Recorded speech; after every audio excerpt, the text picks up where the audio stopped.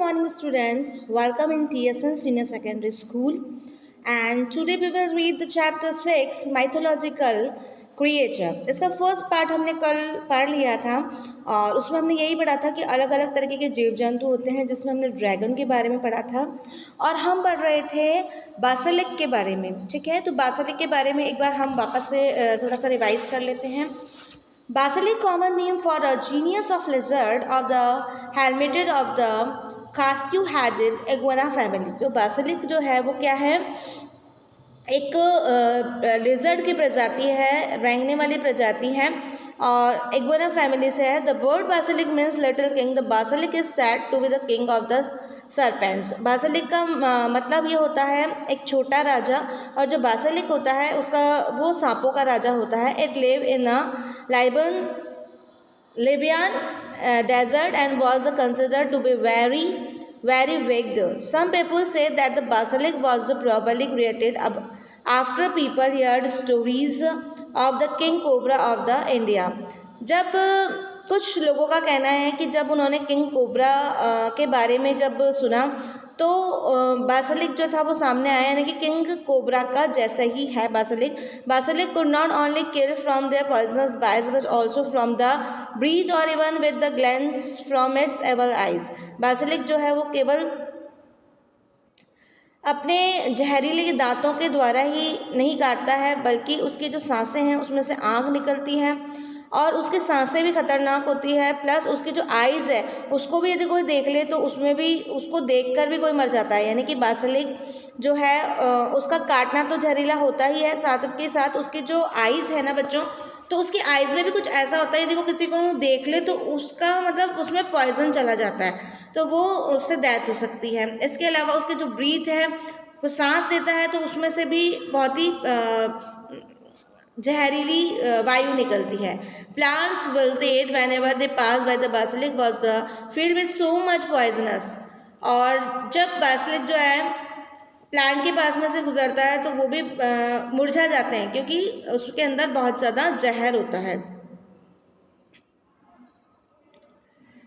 That even if a person attacked it with a weapon, the poison of the basilic would travel through the weapon and kill the person। अब यदि कोई person मतलब उसका जो जहर है वो इतना तीखा होता है जैसे कि तलवार की धार से भी तेज वाला। अ basilic could only be killed if it heard the crow of a cock और if it saw its own reflection। basilic को तभी मारा जा सकता है यदि वो क्रो की या कॉक की आवाज़ सुने या फिर खुद का रिफ्लेक्शन देख ले। Basilisk could move rapidly on their hind legs.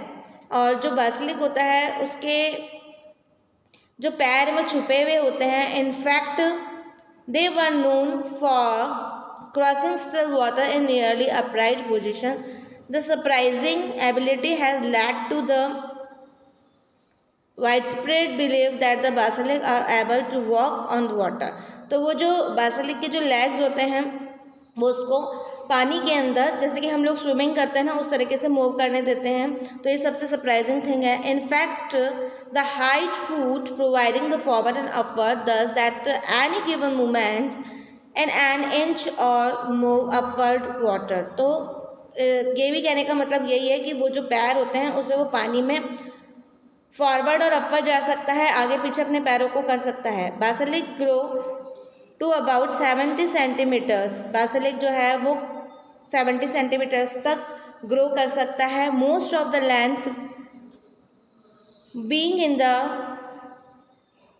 Slander web like tail. और इसकी जो सबसे बड़ी क्या होती है, पूंछ होती है, और वो कैसी होती है, एक स्नेक के समान लंबी होती है। Their back legs are particularly well developed so that they were at rest they squat like frog।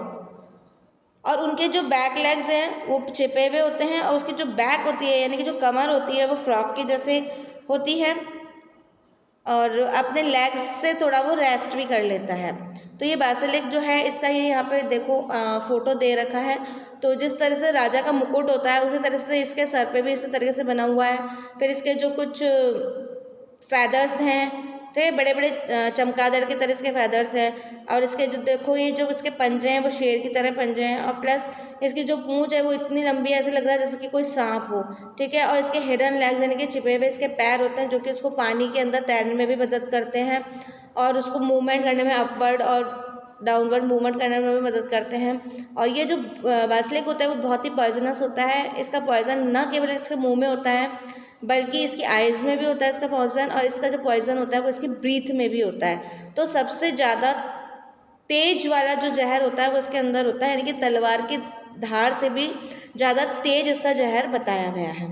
Okay, अब हम जो पढ़ेंगे नेक्स्ट वो कौन सा जीव जंतु होगा, यूनिकॉर्न, ठीक है। The literal meaning of the word unicorn is the word one horn. In Europe, the unicorn is believed to be a beautiful spotless white horse.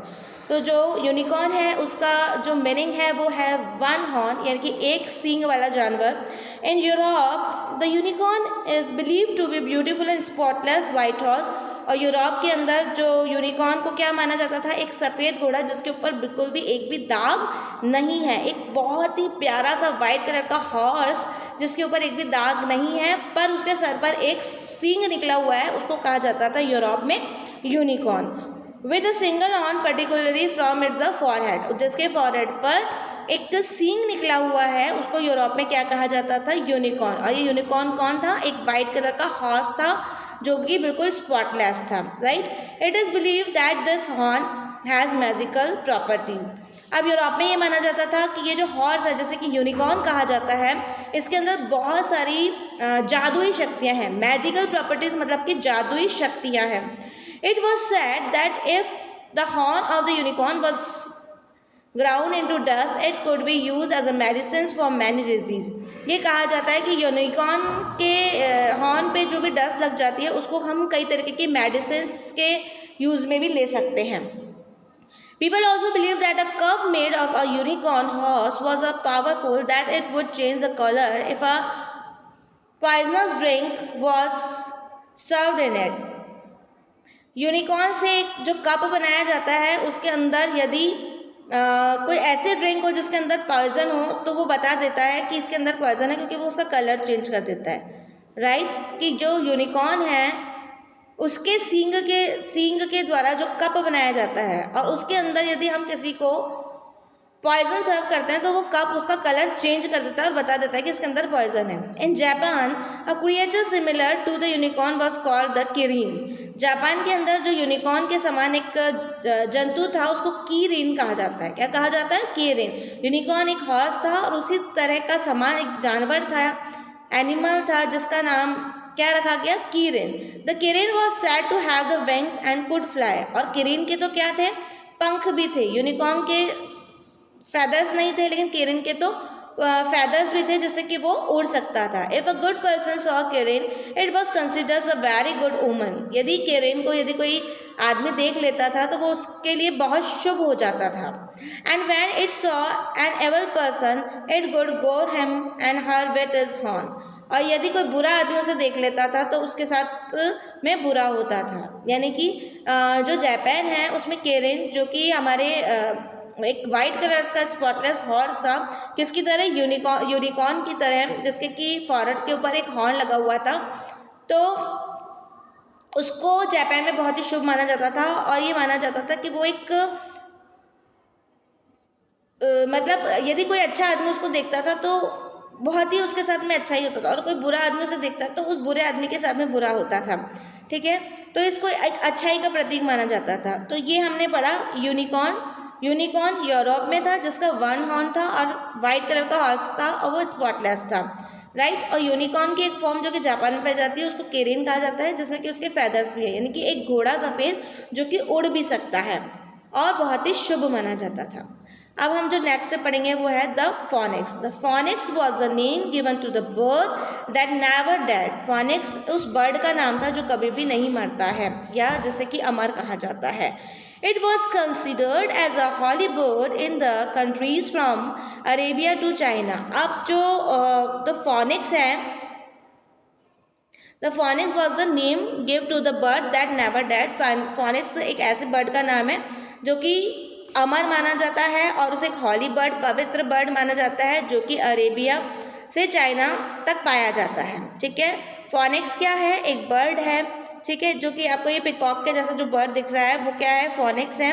जैसे कि अमर माना जाता है और माना जाता है कि ये बहुत ही पवित्र बर्ड ये होता है और यह अरेबिया से चाइना के बीच में पाया जाता है। The phoenix was said to be beautiful bird as large as an eagle with red and golden feathers. Phoenix को एक बहुत बड़ा सा, मतलब देखने में फोनिक्स जो है वो बहुत बड़ा सा बर्ड है एगल की तरह, और ये रेड और गोल्डन कलर के इसके फेदर्स होते हैं।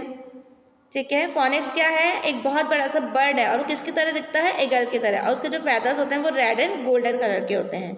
Arabians believe that only one phoenix leave at a time. It could live very long, usually up to about 500 years। मतलब यदि जो एक फोनिक्स है वो 500 सालों तक जीवित रह सकता है, 500 सालों तक जीवित रह सकता है, तो देख लीजिए इनकी उम्र कितनी बड़ी होती है। The Chinese believe that the phoenix was very gentle bird. Chinese लोग जो है वो बिलीव करते हैं कि फोनिक्स जो है वो बहुत ही जेंटल बर्ड है, यानी कि अच्छा बर्ड है। और it crushed nothing as it landed on the ground. It ate only dewdrops. It crushed nothing and it's landed on the ground। ये किसी को भी कोई नुकसान नहीं पहुंचाता है और ये ग्राउंड के ऊपर उतरता है। और ये जो है dewdrops, it ate only dewdrops। According to them, the phoenix had a large bill, the neck of the snake, back of the tortoise and the tail of the fish. अब जो इसमें फोनिक्स वो कैसा दिखता है उसके बारे में बताया गया है। उसकी जो नेक होती है, यानी कि उसकी जो गर्दन होती है वो किसकी तरह होती है? स्नेक की तरह होती है। और उसकी जो बैक होती है, पीठ होती है, वो टॉर्टॉइज की तरह होती है। इसकी जो टेल होती है, यानी कि इसकी जो पूंछ होती है वो फिश की तरह होती है। It was colourful bird having black, white, red, green and yellow feathers. और ये एक कलरफुल बर्ड है, जैसे कि देखने में भी लग रहा है ना, देखो इसमें ब्लू कलर भी है, रेड भी है, येलो भी है, गोल्डन भी है, ग्रीन भी है। सो कलरफुल बर्ड, इसमें कितने सारे कलर्ड है ना, तो इसे एक कलरफुल बर्ड माना जाता है। The world is full of such fantastic and the mythological creature. जो दुनिया है वो बहुत ही जीव जंतुओं से भरी हुई है। Many of them can be found in the stories different countries. All this creatures bring wonder and excitement to our lives. तो many of them can be found in the stories, और कई जो जीव जंतु हैं उनको तो हमने देखा ही नहीं है और उनके बारे में हमने स्टोरीज़ में पढ़ा है या टेलीविज़न में सीरियल्स में देखा है या फिर पिक्चर्स में देखा है, राइट। और पिक्चर्स में भी कहाँ से आए हैं? किताबों में से पढ़ के ये सब चीज़ें आई हैं। ओके, तो ये जो जीव जंतु हैं इनसे जो हमारी दुनिया है वो वंडरफुल हो जाती है और हमारी ज़िंदगी में एक एक्साइटमेंट बढ़ जाता है। ठीक है, तो ये जो जीव जंतु हैं उनका भी दुनिया में होना बहुत ज़रूरी है।